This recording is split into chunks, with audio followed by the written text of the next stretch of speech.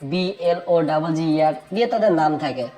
অনেকে আছে বাংলাদেশি ব্লগার দিয়ে তাদের নাম থাকে, ইন্ডিয়ান ব্লগার দিয়ে তাদের নাম থাকে।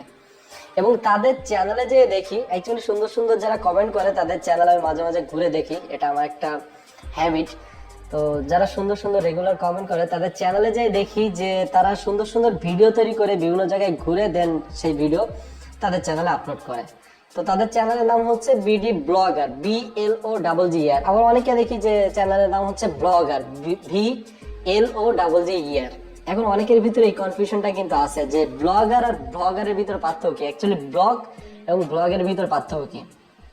অনেকে হয়তো বিষয়টা জানেন, যারা জানেন তাদের এই ভিডিও দেখার দরকার নেই। শুধুমাত্র যারা জানেন না তাদের জন্য এই ভিডিওটা, যে অ্যাকচুয়ালি ব্লগ এবং ব্লগের ভিতরে পার্থক্য কি সেটাই জাস্ট এই ভিডিওতে এক্সপ্লেইন করব। ফার্স্ট হচ্ছে ব্লগের কথা বলি, VLOG। ব্লগটা হচ্ছে বোঝায় যে হচ্ছে ভিডিও লগ, মানে যে কোনো ওয়েবসাইট কিংবা কোনো সোশ্যাল মিডিয়া, ভালোভাবে মনে করে রাখবেন, ওয়েবসাইটও হতে পারে কিংবা সোশ্যাল মিডিয়াও হতে পারে, যেমন ফেসবুক, ইউটিউব, কিংবা আপনার কোনো ওয়েবসাইট হতে পারে, সেখানে যেখানে আপনি শর্ট ভিডিও পোস্ট করেন কিংবা কোনো ভিডিও পোস্ট করেন। গুগলের ডেফিনিশন মতে হচ্ছে শর্ট ভিডিও যেখানে পোস্ট করা হয়, এবং সেখানে একটা পার্সন বলা আছে যে একটা পার্সন যদি কোনো ওয়েবসাইট কিংবা কোনো সোশ্যাল মিডিয়াতে শর্ট ভিডিও পোস্ট করে সেটাকেই বেসিক্যালি বলা হয় হচ্ছে ব্লগ, VLOG।